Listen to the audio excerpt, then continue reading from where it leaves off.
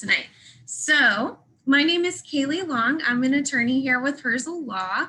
I specialize in general civil litigation, appellate law, and also Fair Housing Act issues. And tonight we're going to walk you through some of the important 2020 cases that came through the Michigan courts regarding condominium and homeowners associations. As we go through these, you'll note that some of these cases are from the end, like the last week or so of 2019. Those cases were not in our 2019 case law update, so I wanted to make sure that those didn't get lost in that gap. For now, I've just muted everybody so everyone can hear each other. And if you have any questions, please feel free to put them in the chat, and I will do my best while I'm going through the cases to answer those questions. And if I don't get to it, if not, I'll try to come to them at the end. So without any further ado, here is our 2020 case law update. So just to give you an overview of where we're going to be going with this case law update, again, these are going to be important court cases that came out of the Michigan courts, mostly during 2020, a few that came in right at the end of 2019. And these cases are going to fall into 4 different categories. First, we have the Michigan Condominium Act. The second category we have are governing documents. The third category are assessments. And then the last category is going to be cases involving the Fair Housing Act and the Michigan Persons with Disabilities Civil Rights Act. So the first category that we're going to take a look at is the Condominium Act. And specifically, we're going to take a look at Section 67 of the Michigan Condominium Act. Now I'm going to put a caveat here that this case is heavy on statutory language. And I'm going to start off giving you the facts of this case, and you're going to be like, Kaylee, what are you doing? Is this how the whole thing's going to be? This is intense. This is going to be the worst of it, I promise you. So we're going to rip off the Band-Aid, delve into the statute a little bit, and then talk about this case. So in this case, in Cove Creek Condominium Association, we have in 2002, Section 67, subsection 3 of the Michigan Condominium Act stated that if a developer did not withdraw any need not be built units within either 10 years after the date that they commenced construction on the condominium project, or 6 years after the condominium had last been expanded, contracted, or portions converted from units to common elements, vice versa, then those undeveloped units would automatically become general common elements. So that was the lay of the land from 2002 until about September 2016. On September 21st, 2016, that section was then amended, and it now states that if a developer does not withdraw their need not be built units within 10 years after the original master deed is recorded, or 6 years after the condominium was last expanded, contracted, or portions converted, then those undeveloped units would only become general common elements after the association had taken certain steps. So specifically, 2/3 majority vote of their members had to vote to declare that those unbuilt units are now general common elements. Then the developer, they send a notice to the developer, and the developer has 60 days within receipt of the notice to either withdraw those unbuilt units or convert them to must-be-built units. And then after that 60-day passes, if the developer hasn't done those things, the association can record their notice, and now the the unbuilt units are general common elements. So we have a big shift here of 2002 to 2016, these unbuilt units that qualify under Section 67, automatically general common elements. Association doesn't have to do a thing to make that happen. Starting September 21st, 2016, now the association is going to have to take affirmative steps for those unbuilt units to become general common elements. So in this particular case, we have the Cove Creek condominium, which was created in 1989. So well before both 2016 and 2002. It has 17 must be built units and 14 need not be built units. And those 14 need not be built units were never developed or constructed. So in 2016, after the change to Section 67 came about, the association filed a lawsuit and asked the court to declare that the unbuilt units had already become general common elements and can no longer be constructed under the 2002 version of Section 67. And on the other side, the successor developer said, no, the 2016 amendment qualifies for, the 2016 amendment applies here.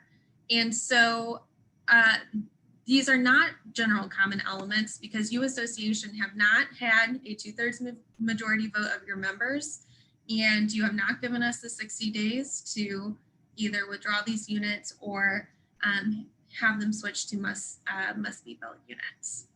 So the question before the court was, does the 2016 version of Section 67 apply to this condominium project created in 1989?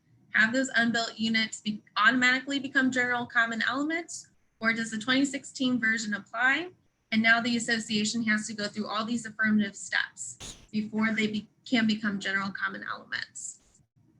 So in this case, in a published decision out of the Court of Appeals, the Court of Appeals said that the 2016 amendment did not apply to the Cove Creek condominium. And they specifically said that the 2016 amendment did not apply retroactively. It only applied from the point in time when it became effective and moving forward. But it did hold that that 2002 amendment to Section 67, which said they automatically become general common elements, that did apply to condominium projects, even if they were created before 2002. So here, Cove Creek condominiums created in 1989, and the Court of Appeals says the 2002 amendment regarding automatically becoming general common elements, that still applies here. And so based on specific statutory language within the Section 67 2016 amendment, the Court of Appeals held that if you're a condominium project and you have need not be built units where the 10 and 6 year timeframes are still running as of September 21st, 2016, when the 2016 amendment comes into effect, or if you're a condominium project that is created after September 21st, 2016, then the new version of Section 67 applies to you, which means that unbuilt units do not automatically become general common elements if they're not withdrawn within the 10 or 6 year time frame. Instead, the association will need to go through the 2/3 majority vote of their members, send a notice to the developer, give them 60 days to take action if they want to, and then if the developer doesn't act, to record your notice. So in Cove Creek, for this condominium specifically, the Court of Appeals held that since the 2002 amendment applied, that those 14 need not be built units had automatically become general common elements before the 2016 amendment even had been passed, and that the successor developer's rights to construct those need not be built units were gone. So the main takeaway of this case is that if your condominium project still has need not be built units, you should really consult with an attorney on which version of Section 67 applies to your condominium projects. And then as a result of that, what rights a developer might have to construct those unbuilt units. Also, we should note here as well that in 2020, the Michigan Supreme Court declined to review this case, so this still remains binding published case law. So that was a lot, probably the worst of it, all the statutory language, fun, but it's important to know because it is a very fact-specific analysis, And so if you have any questions on it specific to your condominium project, really encourage you to reach out to an attorney to get an opinion on exactly how how Section 67 applies to your project. Then shortly after Cove Creek, I just told you that we were done with it, but Section 67 comes back, but just in a slightly different way. You have all the underlying knowledge, though, that you need about it. However, the slightly different analysis is that Wesley Gardens condominiums created in 2002. So you're like, great, Kaylee, 2002 amendment applies. I got this. We can have automatic general common elements. Here, the need not be built units were sold to third-party purchasers and tax foreclosure sales 2010, 2015, and 2016. In 2017, similar to Cove Creek, the 2016 amendment has passed. The association files a lawsuit saying that the need not be built units had already become general common elements by the time of July 8th, 2011, under the 2002 amendment. However, the defendant said, no, the 2016 amendment applies, and any interest the association had in those unbuilt units have been foreclosed via the 2015 and 2016 tax sales. So here we have unbuilt units, they're getting taxed, the taxes aren't getting paid, and they're getting sold off to third-party purchasers. And the defendants are saying, you lost your interest in those units because those were sold. And so you don't get to claim these as general common elements. So the question here is, well, who wins? Well, the first answer is that relying on Cove Creek, the Court of Appeals says 2016 amendment doesn't apply to this condominium. The 2002 amendment applies. And so these need not be built units became general common elements by July 8th of 2011. So we know Cove Creek, we're here for this, this makes sense. Then the Court of Appeals goes to the impact of the tax foreclosure sales, specifically those in 2015 and 2016, after the units had already become general common elements. And the Court of Appeals says, listen, all the property interests in this land as unbuilt units ceased to exist before the 2015 and 2016 tax foreclosure sales. These units have become general common elements by 2011. So in 2015 and 2016, when the county was saying we're selling these unbuilt units, those unbuilt units weren't there. So basically the tax purchasers were not buying anything. It simply didn't exist. There was nothing to buy. So the Court of Appeals held that the tax foreclosure sales that occurred in 2015 and 2016, after the land had become general common elements, did not somehow recreate these unbuilt units. And so the takeaway from this case is Court of Appeals relies on Cove Creek. It's binding, it's a published decision, and the courts are going to follow that decision regarding the impact of the 2002 and 2016 amendments to Section 67. But the other takeaway from this case also is that any property interest under Section 67 in the land as need not be built units are extinguished once they become general common elements. And so the association's interest in the land as general common elements are not extinguished by a subsequent tax foreclosure sale of unbuilt units, because those interests simply don't exist.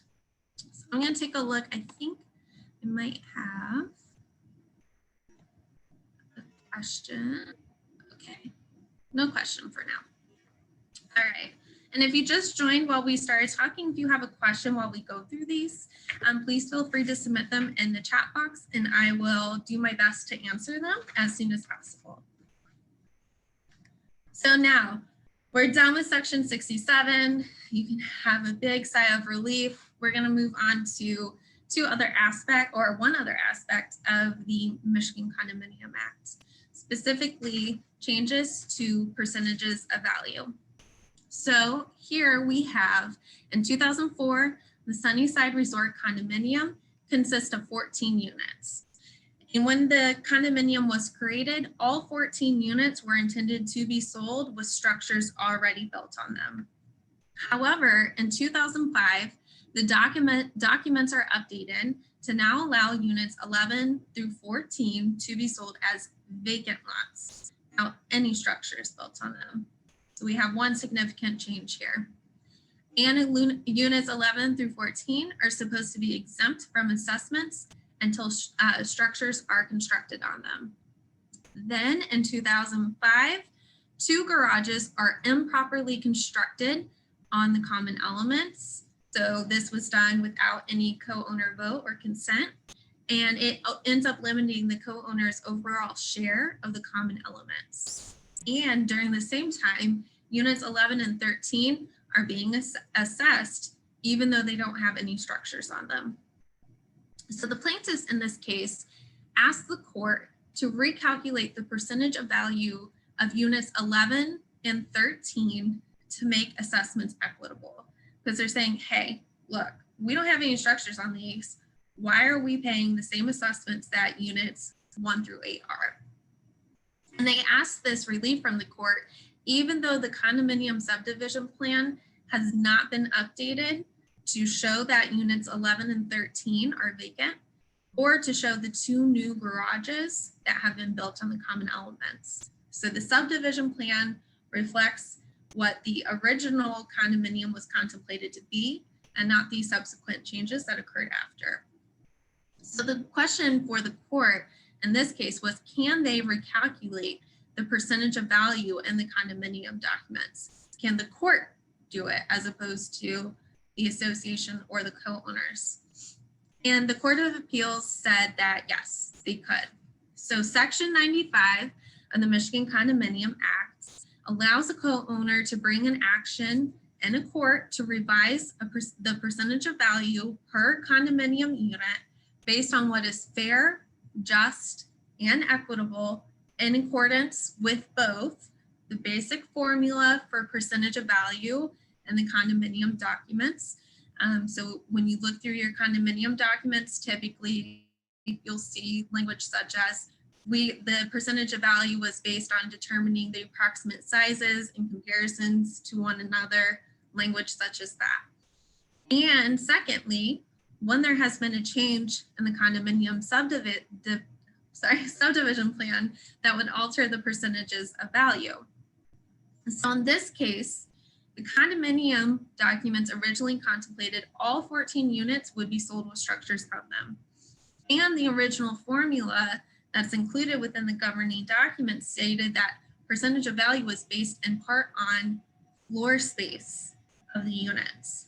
And so the Court of Appeals looked at that and said, this clearly is contemplating that structures are going to be built, your percentage of value is going to be based on the structure there. The fact that these units now can be sold vacant without structures, that's a change that we're going to consider.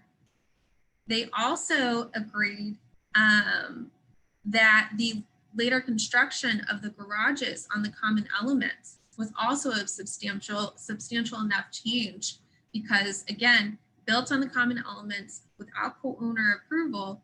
And so the Court of Appeals said that limited everybody's share in the overall common elements enough to warrant a revision to the percentages of value.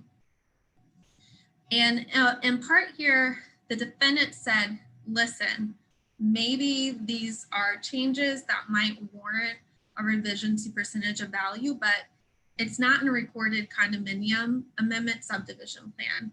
This wasn't recorded.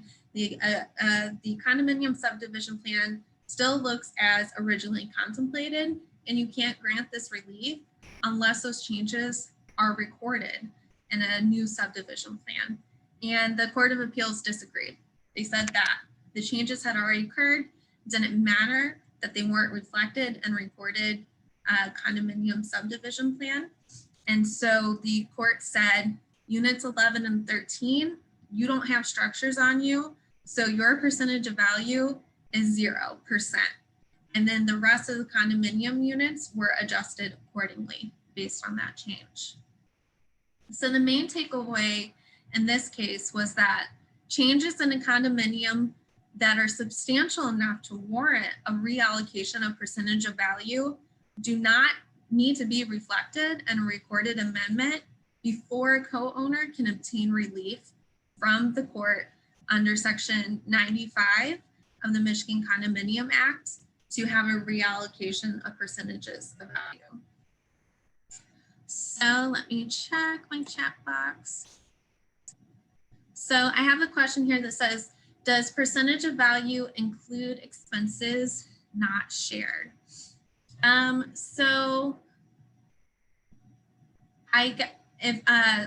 whoever asked that question, if you could clarify. So percentage of value typically is used to determine a co-owner's interest in the common elements and many times assessments, which are the common expenses of administration. Sometimes though percentage of value is not used for assessments. It's all dependent on the governing documents. So primarily percentage of value, also to votes in the votes at the association meetings. Let's see. It does include expenses not shared by all owners or common expenses. So it doesn't typically based on, or again, dependent on the governing documents, typically percentage of value can be used to determine assessments. So sometimes governing documents may say assessments are based on the number of units within the condominium. But typically it's used for assessments, share of common elements, and votes at an association meeting. And then I'll come back to the chat box. Hopefully I answered that question. If not, I'll come back to it. So that is our wrap up on the 3 important cases that came out for the Michigan Condominium Act this year. And so now we're going to move to the second category that we're going to review tonight, which is just governing documents in general. And here we have, I'm going to take a look. We have 4 cases out of this one. So first, we have the revocability of prior approvals. And I do want to note here, so this is the Court of Appeals decision that came down about a year ago. The Michigan Supreme Court recently decided that they are going to look and review this case. So it is possible that when we do our 2021 case update, the outcome or decision in this may be the same, or it may be completely different. So we just want to make you aware that this is the case as it stands now, but it might change sometime this year. So in this case, the association's governing documents outline a process by which lot owners can obtain approval to erect a dock on a lake that's initially owned by the developer, but is later conveyed to the association. However, the developer does not follow the approval process. He just gives oral approvals instead. The association obtains an assignment of the developer's rights regarding authority to control the docks, and the association enters into membership agreements with certain lot owners, allowing them to continue all past permitted rights. And so later the association tries to implement a dock relocation plan that's going to eliminate some docks, it's going to move others. And so lot owners argue that the association does not have authority to do this based on both the developer's prior approvals, even though they were oral to install the docks, and the later recorded membership agreements that state that the lot owners could continue all past permitted rights. So the question in front of the Court of Appeals was, can the association, with its authority to control and manage the lake and the docks, implement its dock relocation plan? And the Court of Appeals in a 2-1 decision said no. So the Court of Appeals first held that the developers' oral approvals to those lot owners to erect the docks on the lake were valid and irrevocable easements, as opposed to mere licenses, which are similar to tickets, where you get a ticket to go into a concert, you're allowed to attend the event, but if you break the rules, they can kick you out. You don't have, you know, necessarily a right to stay there. It's a limited access issue. And they also said because of that, these oral approvals were valid and these were irrevocable easements, the association could not require the relocation of the docks. And the 2-1 court, or 2-1 court, also relied on the membership agreement that had been drafted by the association, which stated that those lot owners would be allowed to continue all past permitted rights. And they said, at least 2 of the judges said, based on that agreement, even if the oral approvals from the developer didn't ripen into just more than mere licenses and hadn't ripened into easements, that those agreements turned those potential licenses by the developer into irrevocable easements. And so again, the association could not require the relocation of the docks, despite the fact that their recorded governing documents said, here's the process for obtaining approval of the docks. Those approvals did not line up with that process. And despite the fact that the association had a recorded assignment of the developer's rights to control the lake and the docks. So again, with the caveat that the Michigan Supreme Court is currently reviewing this decision, the takeaway from this case as it stands now is it highlights the potential negative effects that can result if an association chooses to utilize an approval method that deviates from the one outlined in your governing documents. And so, you know, you might be able to, you might think that you can say, we're just going to give an oral approval, and because it doesn't really comply with the documents, we'll be able to revoke it later if we need to. That is not necessarily the case, at least as of now, under Han v. Lake Doster Lake Association. And so even if the approval process does not comply with the governing documents process outlined there, it can still potentially result into an irrevocable easement. And the real lesson from this case is to follow the approval process in your governing documents. So our next case under governing documents is a home rebuild. So this is involving a site condominium project.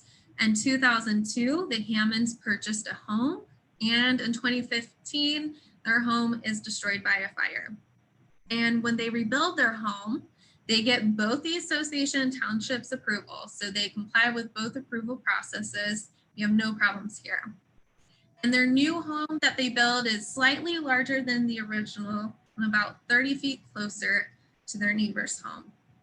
And their neighbors end up suing, stating that their governing documents only allow the Hammonds to rebuild their home without a co-owner vote based on its original construction.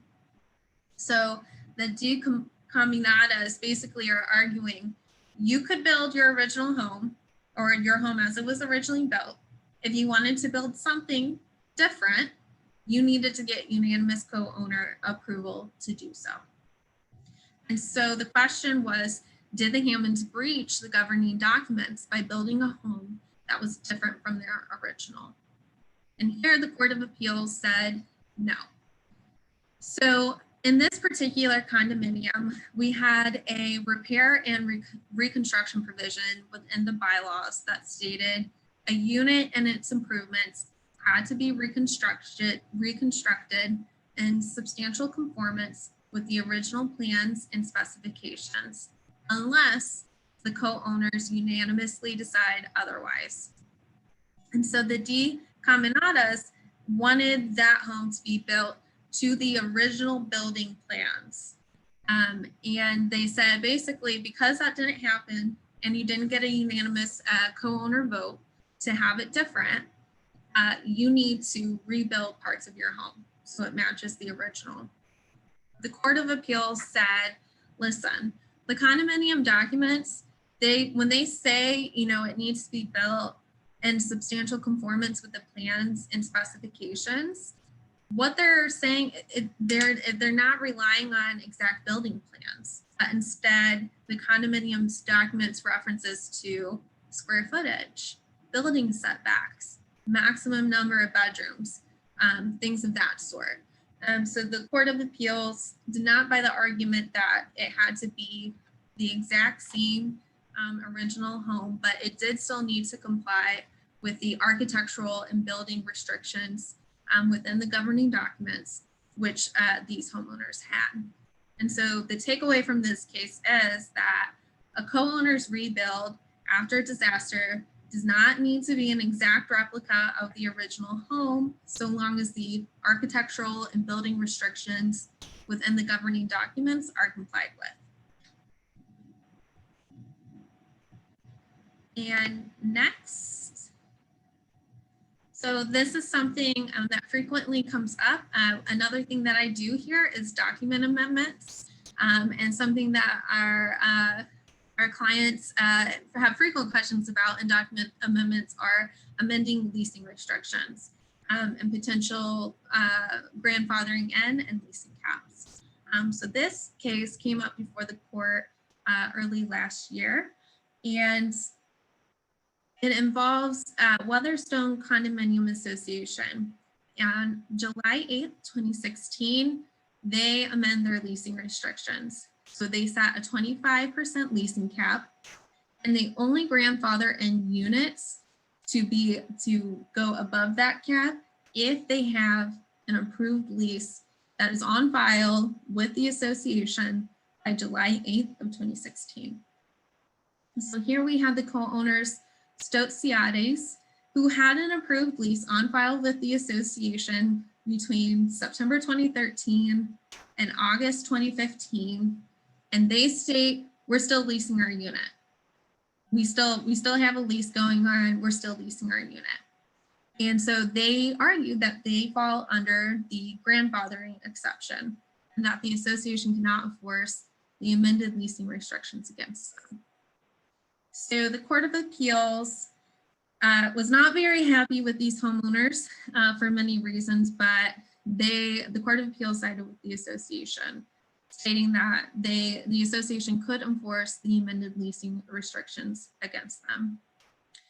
First, they note, a lease was never provided to the association after August of 2015. So there wasn't necessarily an approved lease on file with the association by July 8th, 2016. And they also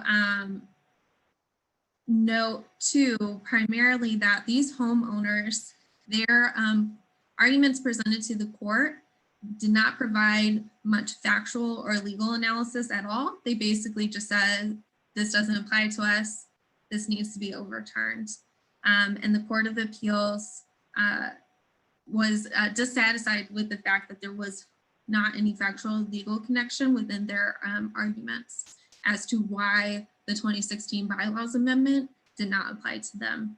So the Court of Appeals said, association, you can enforce the new leasing restrictions against these homeowners, but while it does provide some legal guidance to associations for co-owners who fall under grandfathering leasing exceptions, it does provide more so of a cautionary tale for both co-owners and associations when they're involved in litigation, that you make sure that you present your legal and factual analyses when either defending or prosecuting bylaw enforcement cases, because at least in this case, the Court of Appeals largely rejected the homeowners' arguments because they failed to really develop any of their arguments. But at the end of the day, the association is allowed to enforce that leasing restriction against them.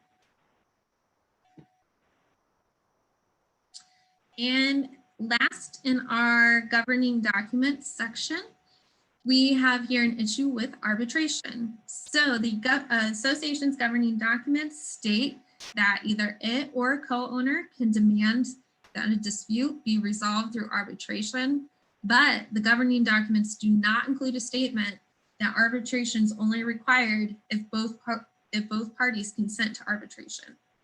The governing documents do include a statement that if they conflict with the Michigan Condominium Act, then the act controls.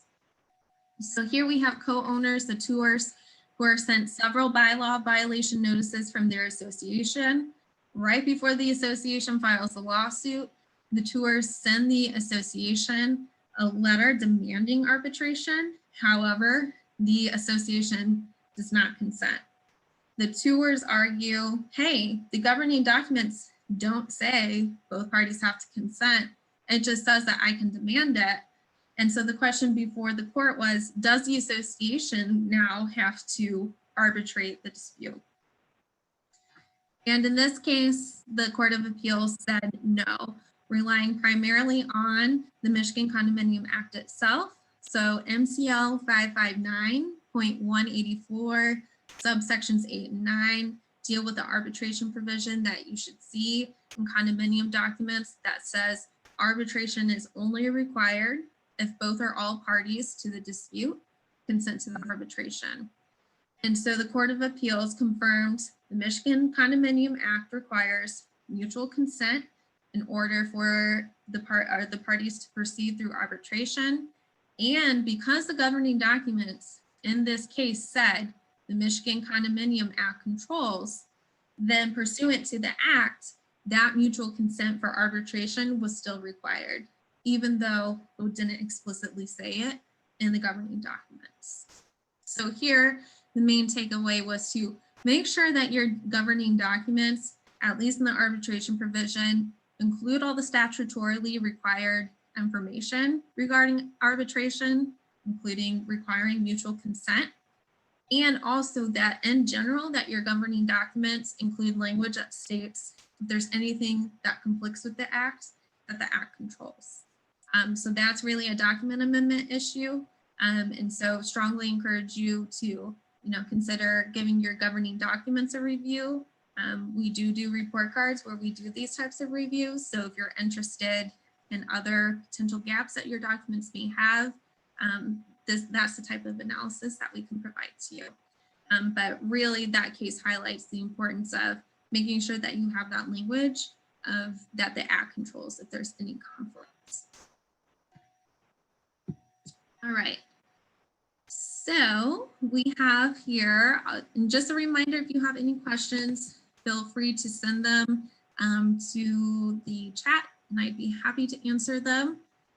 As of now, I don't see any, so we're going to talk about a case that came in just at the end of 2020, which is Deep Harbor Condominium Association versus Marina Venture LLC.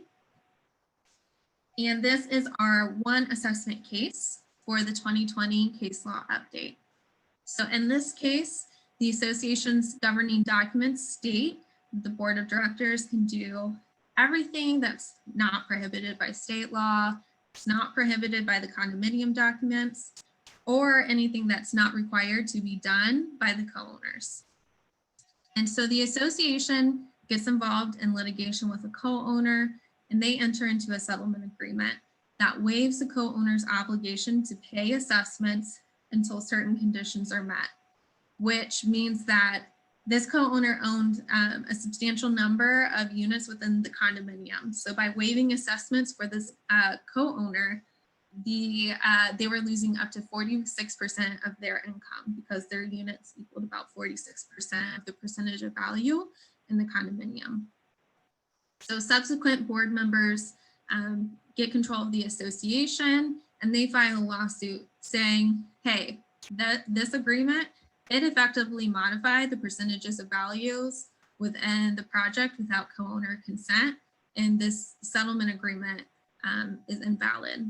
And so the question here was, does the association have the authority to waive a co-owner's obligation to pay assessments? And this was an especially relevant question in 2020 as well, dealing with COVID-19 and the potential financial and economic impacts to co-owners. And so in this case, the Court of Appeals said that the association did have that authority to waive the obligation to pay assessments. They said that this was not really an alteration of the percentage of value, because really all the association did was just release that co-owner from their obligation to pay. So there wasn't a change in any interest in the common elements or the voting in the association or anything similar to Sunnyside Resort that we talked about earlier. Instead, it was just all this did was one co-owner doesn't have to pay assessments until 2 conditions are met down the road.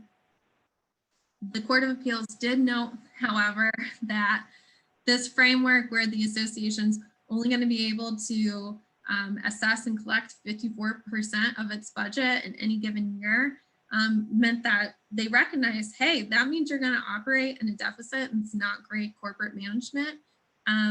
But they said that that was their decision and that wasn't enough for them to come in and to overturn the settlement agreement. And so here, the takeaway was that an association's board of directors, you can exercise the powers that the governing documents allow you to, so long as it's not prohibited by law or other provisions of your governing documents, or it's not required to be done via the co-owners through a vote, even if it's not the most prudent business decision. So here, the association, until a certain period of time, is going to be operating in a deficit because of this settlement agreement. And now, last but not least, our section on the Fair Housing Act and Michigan Persons with Disabilities Civil Rights Act. So we have 3 cases within this section, 2 of which are the Fair Housing Act, and 1 of which is the Michigan Persons with Disabilities Civil Rights Act. So our first case is regarding the ever-loved emotional support animals that always come up. And this case is especially important because it's a published opinion out of the Court of Appeals, which means that it is binding on trial courts if this issue results in litigation or a similar issue results in litigation. So here we have Mr. Fabode, who owns a unit in Riverbrook, and they prohibit owning pit bull mix dogs. He gets a puppy, the association thinks it's a pit bull mix. And so there's back and forth between the association and Fabode regarding this dog. And to avoid removal of the dog, Fabode obtains a USAR certificate, which stands for U.S. Support Animals certificate, declaring that the puppy is an emotional support dog. And then later, he sends a letter from the counselor that says he needs an emotional support animal. The association is not satisfied by either of these documents, decides to move forward with evicting Fabode's tenant based on this unauthorized dog. And the district and circuit courts do not allow the association to challenge the credibility of the counselor's letter. So they basically say, counselor's letter says he needs an emotional support animal. That's all the analysis that we can give. So you cannot challenge credibility of the opinion within the letter. And so the overarching question was whether both inside and outside a court setting, can an association question or verify the credibility of a letter regarding a co-owner's need for an emotional support animal? And the Court of Appeals said yes, and sided with the association. So particularly in this case, the USAR certificate between the district court and the circuit court hearings, the association discovered that the USAR certificate, of course, was available via a website for $180. And the counselor's letter that had been provided by Fabode just almost basically just said he needs a support animal, and gave very general, generic answers that didn't really articulate that Mr. Fabode had a disability, that he required an emotional support animal, or how having this dog would assist him with the connection for the requested accommodation. So the Court of Appeals said, under both core evidentiary rules, which I won't get into in the weeds too much of that, but basically just said the association was entitled to challenge the credibility of the letter. That, you know, just because the Fair Housing Act does set some limits on what the association can request from a co-owner or a homeowner when they send a request for accommodation, doesn't mean that you don't get to probe into the credibility of the letter at all. And so the Court of Appeals said that the association, both when Mr. Fabode submitted his request to them and in the district and circuit court hearings, that they were entitled to suss out the credibility of the letter and ask about whether Fabode met the definition of disability, whether he had actually articulated how having this emotional support animal would accommodate his need for an accommodation.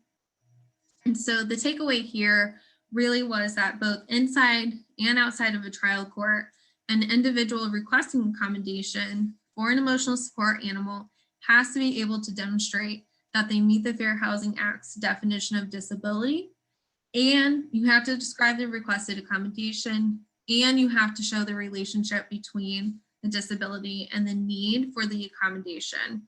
And you do not automatically, an individual does not automatically establish a disability or a need for an emotional support animal with a letter simply stating you require one. So that's the main takeaway for that case. As I'm sure we're all familiar with, emotional support animals can be a hot topic, and either late last year or late 2019 or in 2020, the Department of Housing and Urban Development issued some step-by-step guidance on how to suss out requests for reasonable accommodation and the type of information that you can ask and the type of information that you can't ask when reviewing these requests. So I encourage you to take a look at that. And if you receive one of these requests, whether it's an emotional support animal or another accommodation or modification requests, to reach out to counsel and get an opinion on, you know, whether the co-owner, homeowner has provided all the requested information and what sort of information you can request from them if needed. So our next Fair Housing Act case, this is one of those, again, that fell at the end of 2019 after our 2019 case law update, but want to bring it up to you so it doesn't fall through the cracks. And it's possible that the district court version of this case was in the 2019 case law update, but this is the decision from the Sixth Circuit Court of Appeals that affirmed that decision. So here we have smoking and reasonable accommodations. So Davis, she suffers from asthma in an attached condominium building or condominium project that does not prohibit smoking. One of her neighbor's tenants smokes. She can smell that smoke regularly. It aggravates her asthma.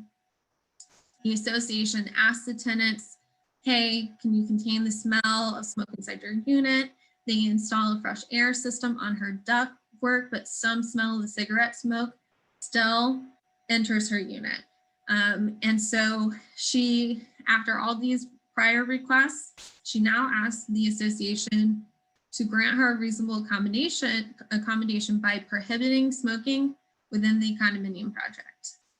The association circulates a bylaws amendment that would prohibit smoking, but it doesn't receive the necessary votes of the co-owners and it fails.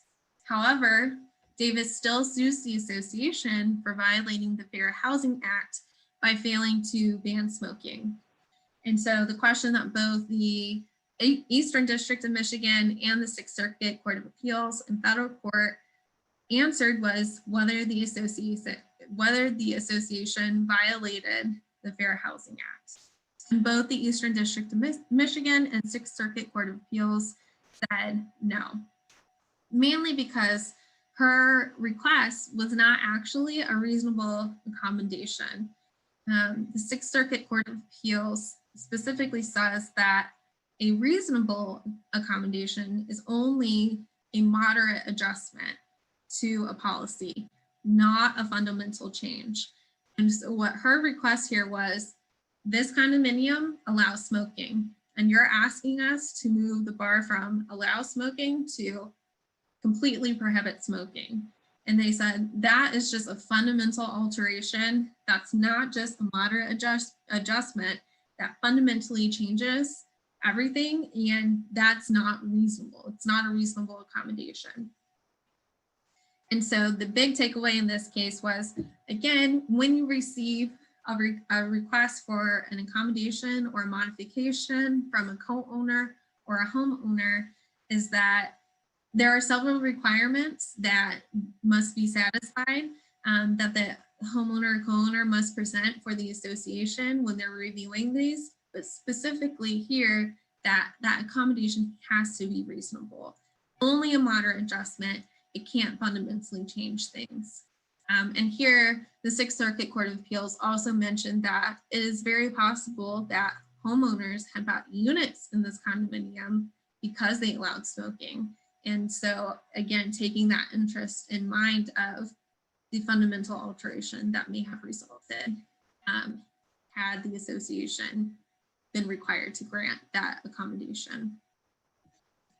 So that is also a published opinion out of the Sixth Circuit Court of Appeals. So at least in federal courts, that would be federal courts within the Sixth Circuit, which include the Michigan federal courts, that would be binding authority.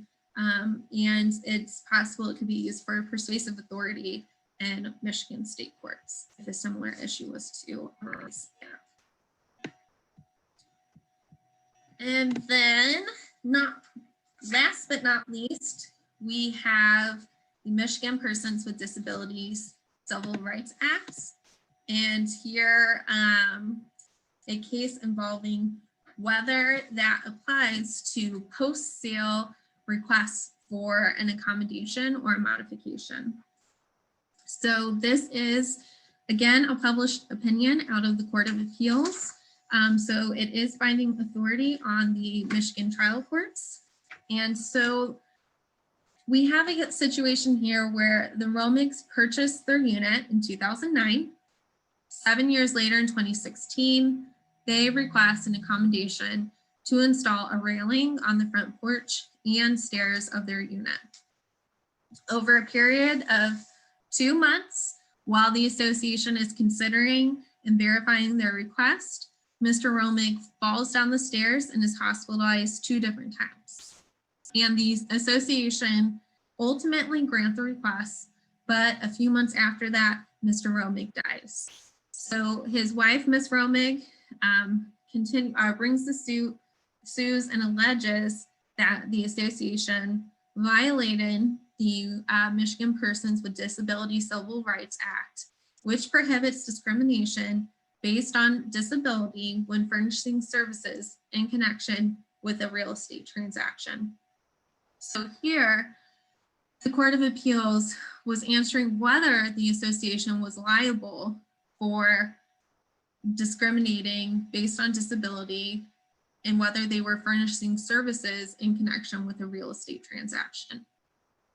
And the Court of Appeals here held that no, primarily because the Michigan Persons with Disabilities Civil Rights Act only involves, and specifically this section that they relied on regarding furnishing services in connection with a real estate transaction, only dealt with the actual sale of the unit back in 2009.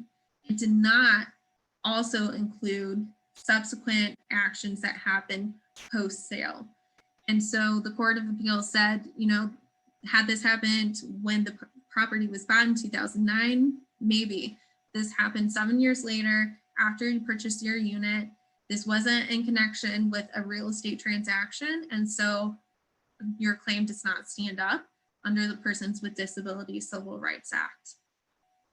However, they did note, and I don't believe that she brought this claim, but they did note that she may have had a remedy under Section 47A of the Michigan Condominium Act, which allows co-owners to make improvements or modifications to their unit so long as you meet certain conditions.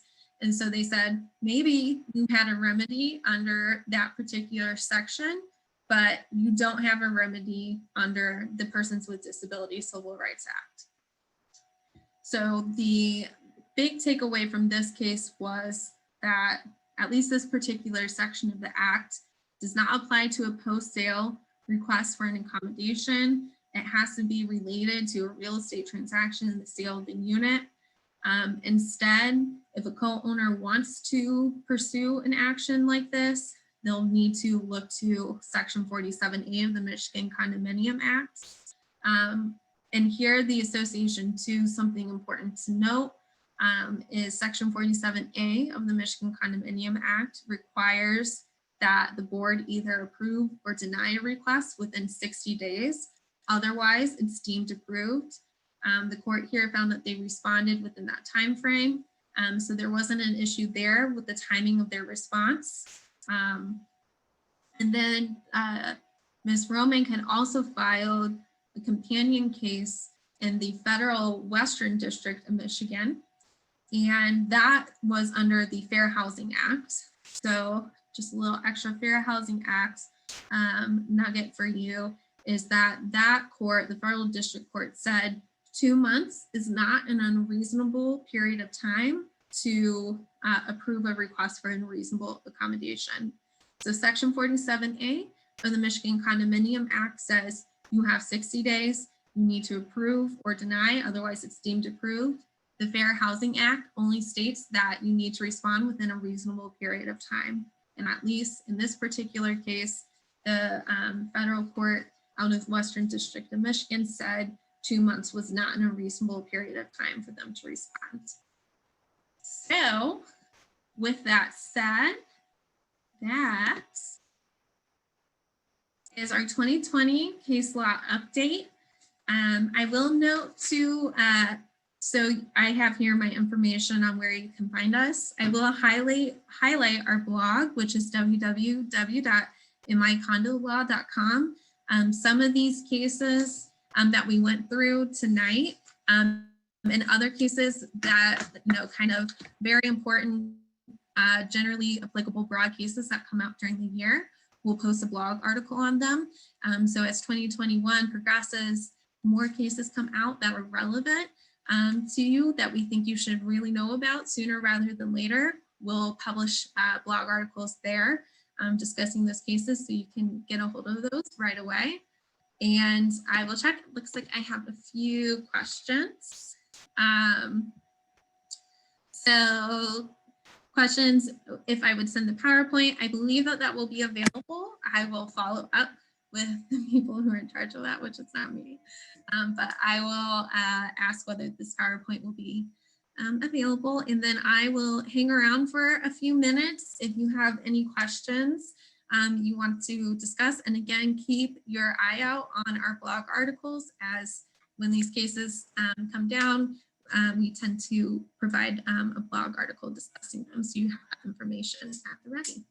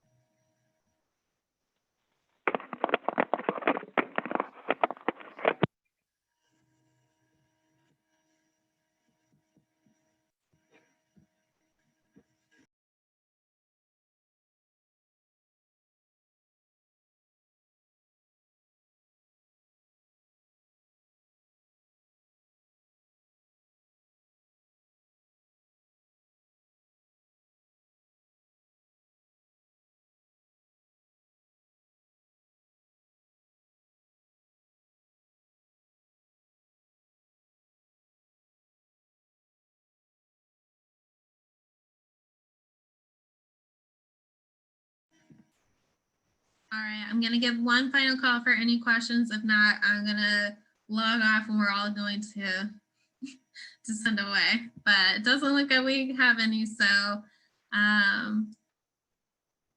right, I just saw a message come through, but thank you all for attending. If you have any follow-up questions, feel free to let me know.